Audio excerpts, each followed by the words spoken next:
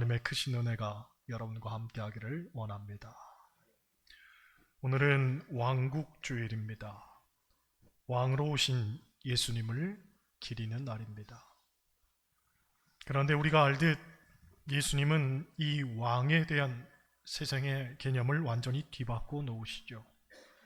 곧 세상이 말하는 왕은 오늘 본문 25절처럼 절대 권력을 가진 자로서 그 권력을 가지고 남을 억압하고 자신의 야욕을 쟁취하는 데에 사용하는 자이지만, 예수님은 오히려 섬기고 낮아지고 끝까지 품어내면서 심지어 당신의 목숨까지도 내어주시는 모습으로 세상의 왕이 되셨습니다. 신약 성서에서 기독론을 말할 때에 헬라어로 크리스토스 디아코노스와 크리스토스 둘로스라는 표현이 있습니다. 곧 섬기는 자로서의 그리스도와 종으로서의 그리스도를 말하는데, 이것은 굉장히 모순적인 표현입니다. 왜냐하면 그리스도라는 말은 왕을 뜻하는 표현인데, 섬기는 자로서 왕, 또 종으로서의 왕, 이 얼마나 생경한 표현입니까? 게다가 예수님의 섬김은 십자가에서 절정을 이루십니다. 예수님은 우리에게 영원한 생명을 주시기 위해서 당신의 살과 피로 우리를 섬기셨습니다. 세상에 이런 왕이 어디 있단 말입니까? 그런 예수님은 우리에게 이런 말씀을 하시죠. 너희 중에 누구든지 크고자 하는 자는 너희를 섬기는 자가 되고, 너희 중에 누구든지 으뜸이 되고자 하는 자는 너희의 종이 되어야 하리라. 인자가 온 것은 섬김을 받으려 함이 아니라 도리어 섬기려 하고 자기 목숨을 많은 사람의 대속물로 주려 함이니라. 예수님은 당신의 삶을 섬김으로 정의하시면서 누구든지 예수님의 제자가 되기를 원한다면 우리도 섬기며 살라고 말씀하십니다. 그런데 안타깝게도 섬기는 것이 말처럼 쉬운 일은 아닙니다. 왜냐하면 인간은 본능적으로 섬기는 것보다 섬김을 받는 것에 더 관심을 두기 때문에 그렇습니다. 또 섬기는 일을 가치 있게 여긴다고 하면서도 거기에 익숙해지면 섬기는 일을 하찮게 여기거나 우습게 여기는 것도 다반사입니다. 그러다 보니 정작 섬기는 사람도 지치거나 낭망하기가 일쑤이죠. 예전에 제가 강릉 기독교 실업인 발대식에 참석했다가 거기서 설교하신 목사님 이야기를 드린 적 있습니다. 목사님이 교회에 새로 부임하셨는데 먼저 목회자들이 교인들에게 섬기는 모습을 보여줘야 한다고 생각하고는 의욕적으로 추진한 일이 있었는데, 바로 교회 화장실 청소였습니다. 곧 화장실 청소를 이제부터 부목사님들이 하기로 한 거죠. 처음에는 목사님들이 화장실 청소를 하니까 교인들이 부담스러워서 감히 들어오지를 못했습니다. 또 화장실을 쓸 때에도 발꿈치를 들고 흙이 묻을까봐 조심조심 썼다고 합니다. 그런데 한 달쯤 지나니까 더 이상 조심해서 쓰는 사람이 없고, 한 달 반쯤 지나니까 다들 무감각해져 갔습니다. 2달쯤 지날 무렵 장로님 한 분이 사무실로 찾아와서 이렇게 말을 건넸습니다. 아니, 화장실에 화장지가 떨어졌는데 부목사님들은 뭐 하느라 화장지도 안 채워놓습니까? 그 말에 목사님들이 모두 실족하여 넘어졌다는 전설 따라 삼천리가 전해져 옵니다. 비견한 예지만 그런 거죠. 섬기는 일이 이렇게 쉽지가 않습니다. 누군가는 섬긴다며 애를 쓰고 노력하는데 다른 사람들은 그것을 알아주기는커녕 오히려 쉽게 알고 당연하게 여기면서 섬기는 이들을 맥빠지게 하는 겁니다. 그러니 이런 일들을 반복적으로 겪다 보면 섬김이고 뭐고 다 내팽개치고 싶은 기분이 드는 건 당연한 일일 겁니다. 우리가 신앙생활 하다 보면 뜻밖에도 제일 많이 되뇌이는 말 중에 하나가 신앙생활 하나님 보고 하지 사람 보고 하나 하는 겁니다. 실상 이 말은 너무나 씁쓸한 말입니다. 특별히 섬기는 일에 있어서도 더욱 그렇습니다. 섬기는 일을 하면서 기쁨이 있고 보람이 있는 게 아니라 나만 미련한 것 같고 나만 만만한 것 같은 생각이 든단 말이죠. 그러니 신앙생활 하나님 보고 하지 사람 보고 하는 게 아니라고 하면서도 어느덧 지쳐가는 나 자신을 보기도 하고 결국은 그렇게 번아웃된 성도들을 우리 주변에서 수없이 만나게 되는 겁니다. 그러므로 섬김에 대한 동력을 얻기 위해서라도 우리는 섬김에 대한 정의를 분명히 해야 할 필요가 있습니다. 즉, 내가 왜 섬기는지 또 어떻게 섬길 것인지에 대한 마음가짐을 새롭게 할 필요가 있죠. 일반적으로 교회의 본질이 되는 세 가지는 캐리그마, 디아코니아, 코이노니아입니다. 캐리그마는 말씀, 디아코니아는 섬김, 코이노니아는 교제라고 간단하게 표현할 수 있습니다. 한국 교회는 다분히 캐리그마 중심적 교회라고 할 수 있습니다. 곧 말씀 중심적 교회이다 보니 말씀에 대한 믿음만이 강조되는 거죠. 물론 믿음은 구원의 필요 조건입니다. 우리는 믿음으로 구원을 받습니다. 하지만 성경은 말하기를 내 믿음을 행함으로 보이라고 말합니다.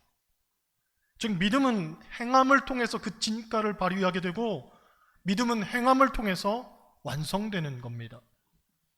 기실 예수님도 이 땅에서 사실 때에 어떻게 믿을까를 강조하기보다 다만 어떻게 살아야 하는가에 대해서 끊임없이 말씀하셨습니다. 그러므로 우리 그리스도인은 캐리그마 못지않게 디아코니아, 곧 섬김에 대한 전향적 자세를 가져야 합니다. 다시 말해 섬기지 않는 그리스도인이 그리스도인인가? 섬기지 않는 그리스도인이 과연 믿음이 있다고 할 수 있는가? 너무 당연하게도 그런 물음을 던질 수가 있어야 하는 거죠. 즉 우리가 믿음이 있다면 당연히 그렇게 살아야 하는 것이고 섬기신 예수님을 따라 우리도 이웃을 섬기며 사는 것이 마땅한 일인 겁니다. 그렇다면 우리가 섬기는 자로서 살기 위해서 어떤 마음의 자세가 필요할까? 좀 더 구체적으로 몇 가지를 생각해 보려 합니다. 첫째, 섬기는 자가 되려면 자기를 비워야 합니다. 빌립보서 2장 7절을 보면 사도 바울은 예수님에 대해서 이런 말을 합니다. 오히려 자기를 비워 종의 형체를 가져 사람과 같이 되었고, 곧 예수님도 먼저 자기를 비워서 종의 형체를 가지셨습니다. 마찬가지로 우리도 우리 자신 안에 있는 모든 것을 먼저 비워내야 합니다. 헬라어로 비우다라는 말은 에케노센이라고 하는데 포기하다라는 뜻입니다. 그런데 우리가 주목할 것은 이 말은 힘이 없어서 포기하는 것이 아니라 힘이 있음에도 불구하고 포기한다는 뜻입니다. 그러니까 내게 능력이 있고 권리가 있는데 그것을 나를 위해 또 내 목적을 위해 사용하지 않고 오히려 남을 위해서 그것을 포기하고 희생하는 겁니다. 그러므로 비우다란 말은 아주 능동적이고 자기주도적인 의미를 갖습니다. 다시 말해 비우는 것은 자존심 상하는 일이 아니라 오히려 아무나 할 수 없는 일을 내가 용기 있게 행해 나가는 겁니다. 요컨대 섬기는 일은 그냥저냥 누구나 할 수 있는 일이 아니라 예수님 안에서 굳은 심지를 가진 사람만이 할 수 있는 일이라는 거죠. 둘째로 섬기는 자가 되려면 섬김이 우리 그리스도인의 사명이라는 것을 확신해야 됩니다. 여러분, 섬김은 그리스도인의 부차적 과제가 아닙니다. 시간이 남으면 하는 일도 아니고 또한 해도 좋고 안 해도 좋고의 문제가 아닙니다. 섬김은 가장 우선적이고 일차적인 그리스도인의 과제입니다. 곧 우리가 반드시 먼저 해야 하는 일입니다. 성경의 역사를 말할 때 이게 보통 우리는 창세기 1장 1절을 말하죠. 태초에 하나님이 천지를 창조하시니라. 그런데 여러분 생각해 보시기 바랍니다. 하나님이 태초에 천지를 만드셨다는 그 태초라는 시간은 하나님이 천지를 만든 시간이고, 그럼 하나님은 언제부터 존재하셨겠습니까? 그보다 더 앞선 시간에 존재하셨을 거란 말이죠. 그렇다면 그 시간들을 이어오다가 왜 어느 날 문득 하나님은 천지를 만드셨을까? 라는 물음을 우리가 던질 수 있습니다. 여러분, 왜 하나님께서 천지를 만드셨겠습니까? 그것은 한마디로 하나님의 사랑 때문입니다. 곧 저와 여러분들을 사랑하실 뿐만 아니라 세상과 온 우주를 사랑하셔서 태초란 시간에 보시기에 아름다운 그 세상을 창조하신 거죠. 그러니까 하나님의 사랑은 모든 우주 만물보다도 앞서는 거죠. 모든 것보다 더 앞서는 게 하나님의 사랑이란 말이죠. 실제 우리는 기독교를 가리켜 사랑의 종교라고 부릅니다. 여러분, 왜 믿음의 종교라고 하지 않고 사랑의 종교라고 하겠습니까? 그것은 우리를 사랑하시는 하나님의 사랑을 우리가 믿기 때문에 사랑의 종교라고 하는 겁니다. 그러므로 엄밀히 말해 믿음보다 사랑이 선행됩니다. 곧 우리를 향한 하나님의 사랑이 먼저인 거죠. 그 사랑을 우리가 믿는 겁니다. 그렇다면 우리도 당연히 사랑하며 살아야 하지 않겠습니까? 더욱이 감리교는 영어로 메서디스트라고 하는데 이 말은 규칙주의자라는 말입니다. 웨슬리 목사님이 대학생 때기에 경건 모임을 만들었는데 하도 그들의 삶이 철저해 보여서 사람들이 그들을 가리켜 메서디스트라는 별명을 붙여준 게 감리교의 이름이 된 겁니다. 그러니까 감리교라는 말은 삶의 실천이 그 정체성에 반드시 포함이 되어야 합니다. 국어사전을 찾아보아도 감리교는 교리보다 사랑의 실천을 중점에 두고 생긴 교회, 이렇게 소개하고 있습니다. 결국 우리가 하나님을 믿는다면, 또 예수님의 제자라면, 그리고 감리교인이라면 마땅히 사랑으로 섬기는 삶을 사는 것이 그 정체성이자 사명이라고 할 수가 있는 겁니다. 셋째로, 섬김은 다른 사람과 비교하거나 경쟁하는 단어가 아니기 때문에 이 시대를 살아가는 우리가 충분히 할 만한 가치가 있지요. 신문을 보니 이런 기사가 있었습니다. SNS를 많이 하는 사람이 그렇지 않은 사람보다 우울증에 걸릴 확률이 2.7배 높았다고 합니다. SNS가 뭐냐면 사회적 관계망이죠. 사람들끼리 소통의 창구로 사용하는 그런 공간입니다. 전통적인 개념에서는 계모임이라고 생각하면 됩니다. 여러분, 계모임의 원래 취지가 뭡니까? 서로 경제적으로 돕고 또 서로 정보도 나누자 하는 겁니다. 아시는 분은 아시겠지만 강릉에는 유난히 계모임이 많습니다. 그리고 강릉계가 굉장히 유명합니다. 여러분, 경포 호수 가면 호수 중간에 정자가 하나 있습니다. 그것 이름이 월파정인데 누가 만든 건지 아십니까? 1958년에 강릉에 있었던 계모임에서 만들었습니다.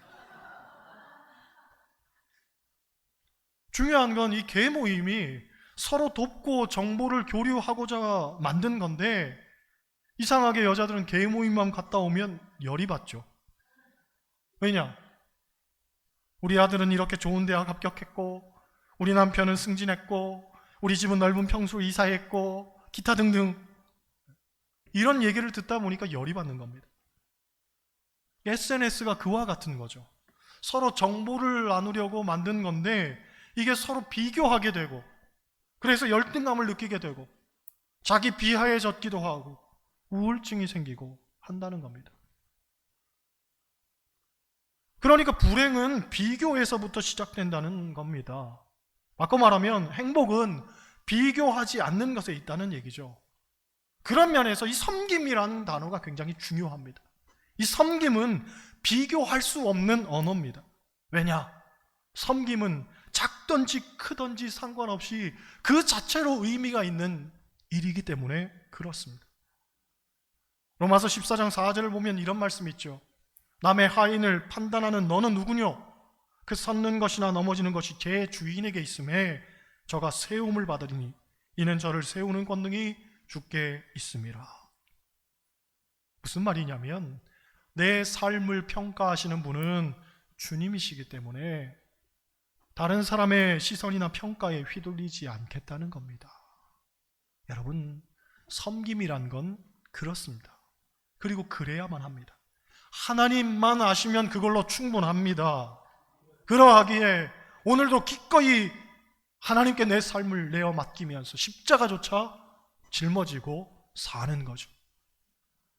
새벽부터 오늘 아침부터 우리 교회를 또 성도들 섬기고자 고생하신 사랑하는 모든 주의 백성들을 주님의 이름으로 축복합니다. 하나님이 기뻐하실 줄 믿습니다. 마지막으로 우리가 섬기는 자가 되려면 우리의 섬김이 다른 어떤 것보다도 우선할 수 있음을 선언해야 됩니다. 여러분, 보통 우리가 우선순위의 문제에 있어서 고민하게 되는 것이 돈입니다. 왜냐하면 이 시대를 살아가는 사람들에게 최고의 만모는 돈이기 때문이죠. 그런데 누가복음 16장 13절을 보면 예수님께서 이런 말씀을 하시죠. 지파인이 두 주인을 섬길 수 없나니 혹 이를 미워하고 저를 사랑하거나 이를 중히 여기고 저를 경히 여길 것임이니라. 너희가 하나님과 재물을 겸하여 섬길 수 없느니라. 돈은 예나 지금이나 우리 삶에서 하나님을 대체할 수 있는 가장 위험한 우상이 되고 있습니다. 그래서 많은 그리스도인들이 섬김도 돈 벌고 난 다음에 제가 하겠습니다 하고 이야기하는데, 사실 돈은 섬김의 한 부분일 수 있어도 전부일 수는 없죠. 쉽게 말해 돈으로 섬길 수도 있지만 힘으로 섬길 수도 있고 재능으로 섬길 수도 있고 지식으로 섬길 수도 있고 노력으로 섬길 수도 있고 기타 등등 섬김은 다양한 겁니다.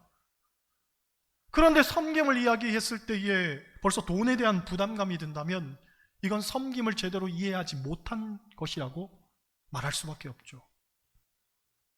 또 돈과 섬김을 이야기할 때에 그럼 얼마나 돈을 가지고 있어야 섬길 수 있겠습니까?